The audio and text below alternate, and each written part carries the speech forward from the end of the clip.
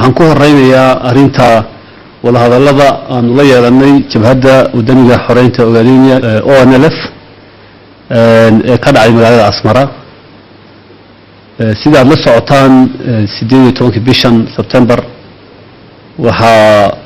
wada hadallo hordhacay ay dhexmareen dawladda Itoobiya iyo ururka ONLF wada hadalladaasi waxay ahaayeen wada hadallo lagu talagalay in lagu gobol xaadho wada hadallo rasmi ah oo la filayo inay soo dhacaan maalmaha soo socda oo ku saabsanaan doona nuxurka guud ee laga wada hadlayo kuwan hadda dhacay waxaan xoog ku saarnay in la diyaariyo qodobadii laga wada hadli lahaa ajendayaashii guud ahaanna si buuxda la isugu afkartay wixii maartay laga wada hadli lahaa iyo qaabkii in loo socdo ay tahay waxaan markaa isla la fagurnay jabhadda balqaadabka la isugu waafajin lahaa ahdaafdooda siyaasadeed iyo muwaadidooda iyo maslaxada shacabka deegaanka hadda jooga ee ku nool sida aan u aragno madaxweynaha dowladda deegaanka Soomaalida mudane Mustafa Maxamed Cumar ayaa ka waramay in ka hadalka arinta halganka shacabka Soomaalidu ay tahay mid loo baahan yahay in si fiican looga hadlo loona eego tixgelinteedana mudan arinta la xidhiidha halganka shacabka Soomaaliyeed waa mid u baahan in maarey si fiican looga hadlo sida la socotaan waxa naga dhintay kumanaan kun oo haldoorkeeni ah kumanaan gabdhaheeni ah waxa barakacay boqolaal kun oo qof muddo u dambeysay 7 sano u dambeysay laakiin halganka shacabka Soomaaliyeed ee deegaankan uu ka horeeyay kaas dawladda salaf baa jirtay Nasrullahi baa jiray urur far badan oo runtii suxul qaamay in ay dadkooda ka difaacaan gumaysi iyo cadaadis baahsan oo systematic oo haystay jira waxay naga leeyihiin dhamaantood inaan sharaftooda iyo karaamadooda siino si la socotaan deegaankan waxa ragaadiyay qabyaalad kala qaybsanaan koob meel taagan dadka qabyaalada ku hadlaya dad qabiilka ay sheeganayaan ay ka soo jeedaan ay u hadlayaan dan u haya ma aha waan ognahay waa dad raba inay ku damaystaan qabiilka ay sheegayaan gurigood aan waxba tarin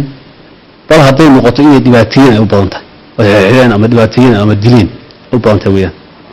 dadkaas maanta dad qabiil matala ma noqon karaan dhinac walba xaq jir baa soo baxay qabiila oo reer kamid baa kana reer kamid inta weey saas weey leh kuwa kama yeelin xaq jirnimada qabyaalada cid walba oo wada waan la dagaalamayna kama yeelayno nidaamkan ka ilaalinayna dhaqaalahan kala dagaalamayna sababta waxay u adeegsanayaan wax walba ay helaan waxa weey inay ku dumiyaan bulshada oo iskaga horkeenaan marka xaq jirka qabiilku waxaan leenahay xilligii reerba ya kana iyo kaasal waxa lagu qaadi jiray way dhamaatay waxaad ogtihiin in isbedelkii deegaanka dhacay aan soo bandhignay arrimo la xiriira in xuquuqda insaanku la ilaalinayo in sharciga kaliya lagu kala baxayo in aan yeelin qabashooyin ama dil ama xarig ama caburin ama xuquuq ku salaysan shakhsi nacayb reer nacayb mabda siyaasadeed nacayb inaan sameeyay waa kii aan ballan qaadnay waana la socotaan laakiin taa macnaheedu ma aha in kala dambeynta iyo nidaamka dawliga ah inuu lumo oo shalay dadka dhibaateynayay dadka boogayay dadka dilayay ay u arkaan inay soo baxday fursad dhibaatadii shalay dadka ku hayeen maanta ay ku sii wadi karaan taas waxaan u sheegaynaa dadka soo u fikiraya ee baryahan laga fadhiyi laayahay bilaabay inay iska horkeeyaan dadka inay abaabulaan kacdoonno aan loo baahnayn iyaga oo isla ku dhex dhuunta kacdoon iyo rabshad oo ka baqaya in laga xisaabtamo inaan laga yeelin hay'adaha nabadgelyada shir ayaan la galaynaa si degdega talaabooyin cad waan qaadi doonaa insha Allah hadii la yiraahdo taas waxa hoos imanaysa isqabqabsiga qabaa'ilka ee dhulka la xiriira meelaha qaar kood waxa bilaabatay in reeray isku qabsadaan si iyagoo aan dawlad jirin oo kale magaalada hebel baan soo dal keenay dulmiga jiray si dawliga looga hadlayaa dawladda ay imanaysan heerarkeeda kala duwan degmooyinka gobolada ilaa iyo heer deegaan baad iman kartaan laakiin cid inta isaga busho dulma ay ka cabanayso inay xoog iskaga qaado damci kartaa ma jirto arrintaas waxaan rabnaa in dadku ogaadaan waan ognahay in dhibaatooyin fara badan dadka la dhex dhigay in degmooyin fara badan la isku haysto in dhowr badan la isku haysto kala saariddu waa hawl u taala dawladda